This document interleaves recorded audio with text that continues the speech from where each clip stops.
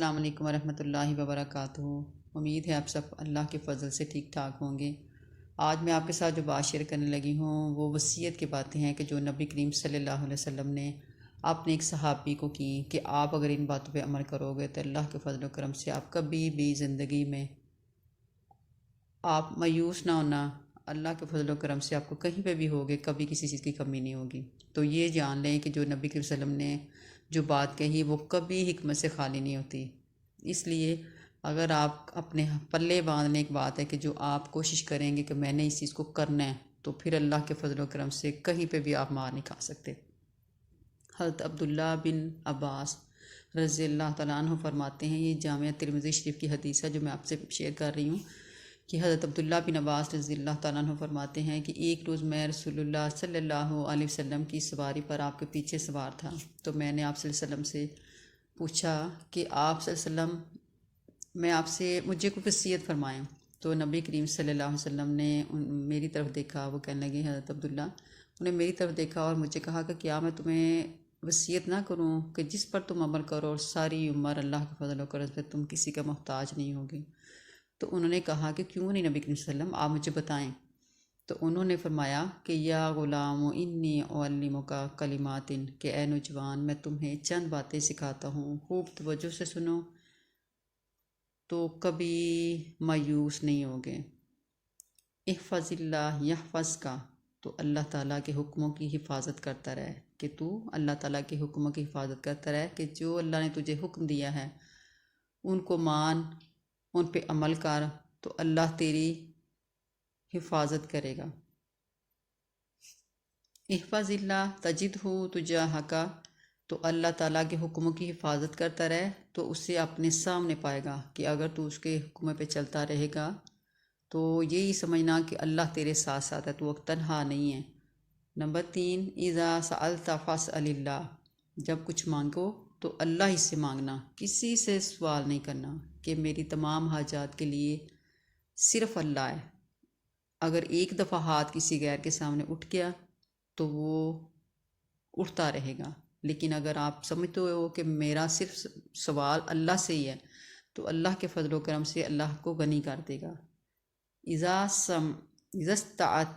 استعنت فاستعن باللہ، فاستعن باللہ، اور جب آپ کو جب مدد کی ضرورت ہو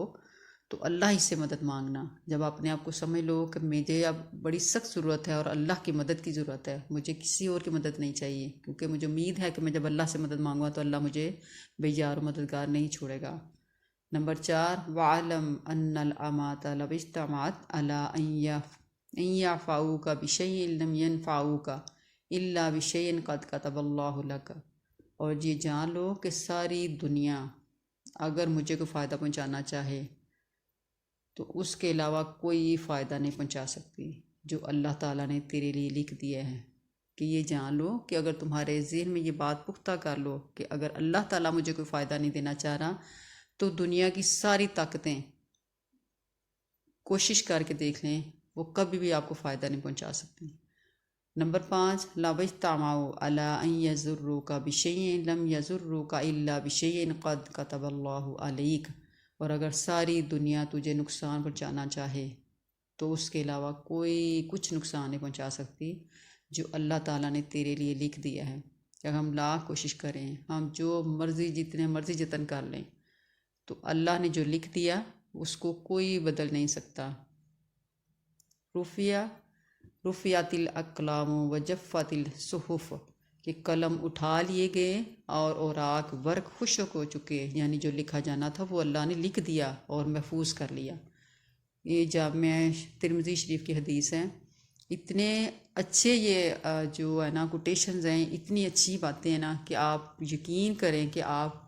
کیونکہ نبی کریم صلی اللہ علیہ وسلم کی کوئی بات حکمت سے خالی نہیں ہے، وہ کوئی کام خود سے نہیں کرتے، جو اللہ نے ان کے دلوں میں ڈالا، جو اس کا حکم کیا وہ وہی بات کہتے ہیں، اور اسی یقین کے ساتھ آپ اگر عمل کریں گے تو انشاءاللہ تعالیٰ آپ کبھی اپنے آپ کو تنہا نہیں محسوس کریں گے، کیونکہ امیدیں جب آپ اللہ تعالیٰ سے باندھ لیتے ہیں نا تو انسان کبھی بھی کسی کے بارے میں یہ نہیں کہہ سکتا کہ اس نے مجھے دھوکہ دیا، یا مجھے اس سے بڑا زیادہ مان تھا اس نے میرا مان توڑ دیا، کیونکہ آپ مان رکھیں ہی نا، آپ کے بہن بھائی ہیں جو بھی ہیں، آپ ان پہ کیوں مان رکھیں؟ جو وہ پیدا کرنے والا ہے، جو دینے والا ہے، اس سے مانگیں تو انشاءاللہ تعالیٰ آپ کبھی مایوس نہیں ہوں گے۔ اللہ تعالیٰ ہمیں ان سنتوں پہ عمل کرنے کی توفیق عطا فرمائے، آمین ثم آمین۔ ایک دفعہ آزما کے دیکھیے گا، انشاءاللہ تعالیٰ آپ کبھی گمراہ نہیں ہوں گے، کبھی مایوس نہیں ہوں گے۔ فقط اللہ کی رسی کو مضبوطی سے باندھ دیں، اس کے حکموں پہ عمل کرنا شروع کر دیں، انشاءاللہ تعالیٰ کبھی مایوس نہیں ہوں گے، کبھی محتاج نہیں ہوں گے۔ اللہ ہمیں اپنے گھروں میں غنی کرے، دینے والا بنائے، مانگنے والوں میں سے نہ رکھے، تمام حاجات کو پورے کرنے والا۔ ہم خود اگر اس طرح کے ہوں گے کہ ہمارے دلوں میں یہ بات ہوگی، کسی سے لینا نہیں، سوال نہیں کرنا، تو آزما کے دیکھ لیں، انشاءاللہ تعالیٰ کبھی کسی کی ضرورت نہیں پڑے گی آپ کو اللہ کے سوا۔ خوش رہیں، آباد رہیں، دعاؤں میں یاد رکھیے گا۔ صدقہ جاریہ کی نیت سے زیادہ شیئر کریں۔ السلام علیکم ورحمۃ اللہ وبرکاتہ۔